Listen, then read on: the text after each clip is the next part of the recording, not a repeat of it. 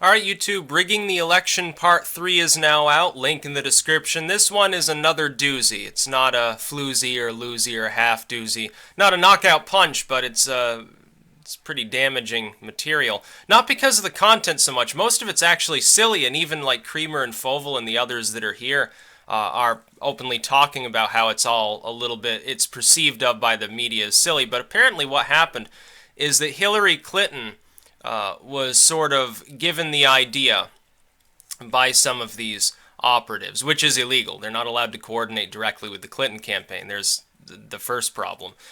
They had an idea apparently of having like an Uncle Sam mascot go to Trump events with like a sign or something or a slogan that says like, Donald Trump, I want you to release your tax returns. And Clinton listened to that idea, but got back to them with a new idea, which was the idea of Donald ducking his taxes. And then somehow the idea was concocted of having people in Donald Duck costumes go to Trump and Pence rallies to sort of raise hell as part of this larger scheme that also included, stirring up trouble at the rallies in general. Now, apparently Donna Brazil and the entire DNC was aware of what was going on, was directly coordinating. The Clinton campaign was aware of what was going on and was directly coordinating. Even though this third-party group, Americans United for Change, was the one actually fielding the Donald Duck mascots that were doing this, and Bob Creamer apparently was the person in the duck costume on multiple occasions. It also implicates the boss that fired Foval. Foval's boss here is actually Brad Woodhouse, or is it Creamer's boss? One of their bosses actually is on tape now this time too, so it goes higher than just Creamer or Foval themselves, the sort of mid-level organizers, the operatives. It goes to the actual heads of these groups that were in direct communication with the DNC, literal communication. That's illegal. They can't do that. You can't have, especially direct coordination. What they spoke of in part 1 of this series was indirect coordination. That is, you'd have a middleman consultant group between what was happening on the ground and the campaign. That's dubious. It's possibly illegal, but not necessarily so. It's not clear whether that violates the law, but this certainly does. They're talking about conference calls directly with the DNC to these different groups that are actually performing this work. Now, this is just the middleman consulting firm, not the PAC itself, but they're the ones organizing the political activity. They're acting as though they were a PAC in that regard. This is a violation of campaign law, a clear violation, and they're saying Hillary Clinton herself was involved in the actual planning process of concocting this Donald Duck stuff. Now, I don't even myself really remember much about this particular period of the campaign. Largely, people glossed it over as just silly stuff. Oh, well, there's that wackadoodle in a costume or something. So I'm not sure that it was particularly effective, but for a group that is directly financing and implementing such a scheme, to be doing so directly at the behest of the Clinton campaign, apparently Hillary Clinton herself, that's pretty bad, because it's illegal for her to do so. That being said, of course, I saw for the last 48 hours or so, as the O'Keefe video was getting closer to being released, a lot of people were saying that this was the Clinton racist tape. This was never going to be the Clinton racist tape. It's just like what they tried to do with Julian Assange, and you should spread word that this is the case. CTR and the DNC and all these groups went on social media and used the mainstream legacy media as well to help foster this. To say that Assange was going to talk about Hillary Clinton on the balcony. Of course he didn't.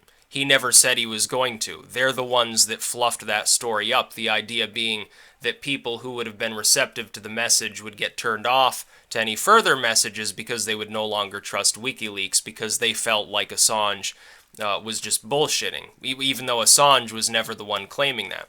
Likewise, O'Keefe never claimed that this was the Clinton racist video. In fact, he made it pretty explicit several days ago that this was evidence of direct collusion between the campaign and the people on the ground doing some of this dubious shit. So he came through. That's exactly what the video shows. In fact, it's more of a link. It's less tangential than I thought it would be. I figured, well, it'll probably be just, Bob Creamer, essentially. Probably saying, yeah, Clinton's aware of this. Instead, it's actually his boss or Fovel's boss and other people as well that we haven't seen on the previous videos, all corroborating the same story and openly talking about it with one another at some sort of a meeting. Openly talking about the fact that it was Clinton's idea to do this. That's about as bad as it gets. This is just one shot shy, honestly, of Clinton ranting drunkenly or about race or something like that. And that video is apparently still forthcoming. Now, he said it was going to be released in October. There's still a week left in October. It'll probably be the next one. There might be another part to rigging the election. But if that's released on the side, it'll be immediately viral. This video is damaging. It is a doozy. Whether or not the legacy media picks it up or not really depends on their ability to judge whether this is a clear violation of campaign law. I say yes. That's what's being admitted to. Now, you still have to have an investigation. You can't drag Hillary Clinton away in irons because her staffers or intermediaries or consultants are saying that she broke campaign finance law. But you can, certainly there's enough evidence at this point for an investigation to occur.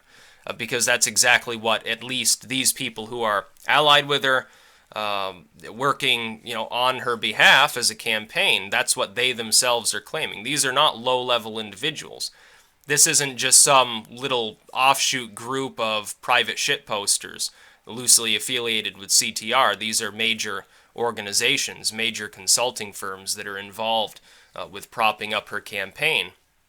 And if they got the idea of the Donald Ducks directly from Clinton, who's to say maybe there's evidence that they got the idea of antagonizing at the rallies directly from Clinton? I mean, the two went hand in hand, so yeah, you should definitely watch it. It's almost surreal, though, to see all these Democratic, mid and high level operatives discussing Donald Duck costumes and having a chuckle about that. Several of the people there are like, oh, don't tell anybody about this, don't mention that, in regards to Hillary Clinton being the one that wanted, I guess, Donald Duck at the Trump-Pence rallies. But yeah, a little bit silly, but also quite damaging. It should trigger an investigation. It's an open admission by numerous individuals of the violation of campaign finance laws. I would think that's pretty straightforward, that at least you would want to investigate further. Of course, the legacy media won't suggest that, but they might pick up the story anyway. We'll wait and see in the next 24 hours. And of course, there are more parts to this potentially coming. There's still the Clinton racist tape, supposedly Clinton's 33,000 emails sometime in early November. More from WikiLeaks. They just dumped more Podesta emails. I'm sure people will be combing through them today. It's getting insane, honestly. It's the true chaos election at this point. That's about all. Peace out.